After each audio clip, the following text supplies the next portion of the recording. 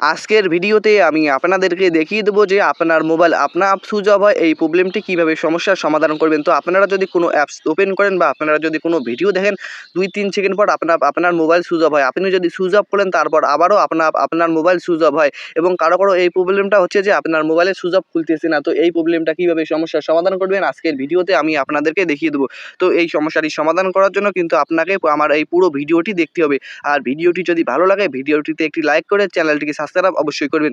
তো এই সমস্যাটি সমাধান করার জন্য সর্বপ্রথম আপনি আপনার মোবাইলের সেটিংসে চলে আসবেন। আপনি আপনার মোবাইলের সেটিংসে আসার পর আপনারা এখানে সার্চ দেবেন display and brightness. Display and brightness search দেওয়ার পর ডিসপ্লে অ্যান্ড ব্রাইটনেসে আপনারা ক্লিক করে দেবেন। ডিসপ্লে অ্যান্ড ব্রাইটনেসে ক্লিক করে দেওয়ার পর নতুন একটি ইন্টারফেস চলে আসবে, ঠিক আছে।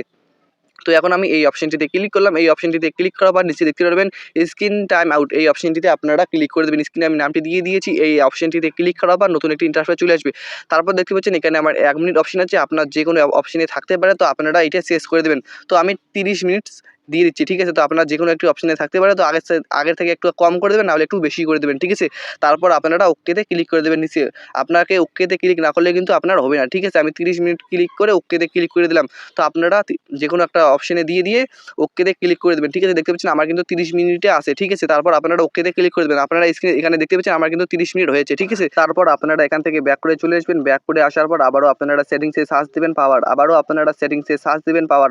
সার্চ দেওয়ার পর এখানে দেখতে পারবেন অনেকগুলো অপশন আছে। তো আপনারা সবগুলো অপশনতে ক্লিক করবেন না, শুধু পাওয়ার অপশনে ক্লিক করে দেবেন, ঠিক আছে। এখানে দেখতে পারবেন যে পাওয়ার বলে একটা অপশন আছে, আপনারা এই পাওয়ার অপশনে ক্লিক করে দেবেন। পাওয়ার অপশনে ক্লিক করার পর নতুন একটি কিন্তু ইন্টারফেস চলে আসবে, ঠিক আছে। এখন আমি এই পাওয়ার অপশনে ক্লিক করে দেবো, ঠিক আছে। তো আপনারা পাওয়ার অপশনে ক্লিক করে দেবেন।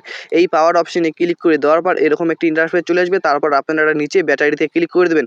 নিচে এই ব্যাটারিতে ক্লিক করার পর নতুন একটি ইন্টারফেস চলে আসবে। তারপর এখানে দেখতে পারবেন একটা অপশন আছে, স্ক্রিনে নামটি দিয়ে দিয়েছি, আপনারা এই অপশনটিতে ক্লিক করবেন। তারপর নিচে রিসেট এই অপশনটিতে ক্লিক করে দেবেন। নিচের এই রিসেট অপশনটিতে ক্লিক করার পর আপনারা শুধু একবার ব্যাক করে দেবেন, ঠিক আছে। একবার ব্যাক করে দেওয়ার পর এখানে দেখতে পারবেন যে স্টোরেজ এই অপশনটিতে ক্লিক করার পর ক্লিয়ার ক্যাচে ক্লিক করে দেবেন। ক্লিয়ার ক্যাচে ক্লিক করে দেওয়ার পর এখান থেকে আপনারা ব্যাক করে চলে আসবেন, ঠিক আছে। এখন আমি ক্লিয়ার ক্যাচে ক্লিক করে দিলাম। এখন আমি এখান থেকে ব্যাক করে চলে আসবো। এখান থেকে ব্যাক করে আসার পর আপনি আপনার মোবাইলের প্রত্যেকটি অ্যাপসে এই কাজটি করে দেবেন।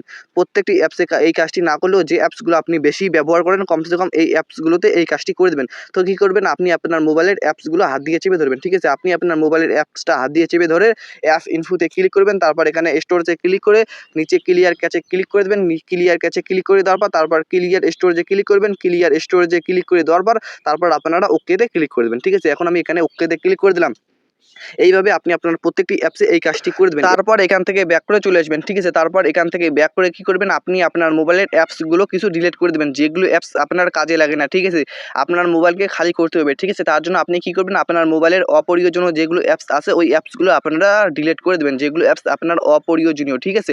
তো ওই অ্যাপসগুলো আপনারা ডিলিট করে দেবেন। ওই অ্যাপসগুলো ডিলিট করে দেওয়ার পর আপনি কী করবেন, আপনার অপ্রয়োজনীয় ভিডিওগুলো আপনারা আপনার গ্যালারি থেকে ডিলিট করে দেবেন। ওই ভিডিওগুলো থাকার কারণে কিন্তু মোবাইলে অনেক বড় চাপ পড়ে, ঠিক আছে। তো আপনি কী করবেন, আপনি আপনার মোবাইলের যেগুলো ভিডিও অপ্রয়োজনীয়, যেগুলো ভিডিও আপনাকে লাগে না ওই ভিডিওগুলো আপনারা ডিলিট করে দেবেন, ঠিক আছে। তো আপনার অপ্রয়োজনীয় ভিডিওগুলো আপনারা ডিলিট করে দেবেন, ঠিক আছে। তো এখন আমি আমার অপ্রয়োজনীয় ভিডিওগুলো ডিলিট করে দিচ্ছি। তো এইভাবে আপনার অপ্রয়োজনীয় ভিডিওগুলো ডিলিট করে দেবেন, যেগুলো ভিডিও আপনার কাজে লাগে না, ঠিক আছে।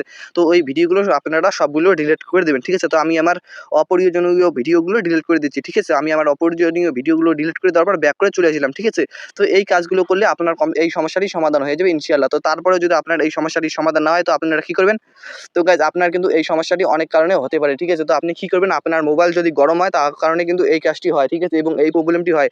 তো আপনি কী করবেন, আপনার মোবাইল গরম হলে এবং আপনার মোবাইলে যদি কোনো কভার থাকে তো আপনি আপনার মোবাইলের কভার খুলে রাখবেন এবং আপনার মোবাইল ঠান্ডা করে রাখবেন, ঠিক আছে। এবং আপনার মোবাইল বেশি চালাইলে কিন্তু এই প্রবলেমটা হয় এবং আপনি আপনার মোবাইলকে রেস্ট দিবেন। এবং তারপরেও যদি আপনার এই সমস্যাটির সমাধান না হয় আপনি ভালো একটা মোবাইল রিপেয়ারিং দোকান গিয়ে আপনার এই সমস্যাটি সমাধান করে নেবেন। আর ভিডিওটি যদি ভালো লাগে ভিডিওটিতে একটি লাইক করে চ্যানেলটিকে সাবস্ক্রাইব অবশ্যই করবেন। আসসালামু আলাইকুম।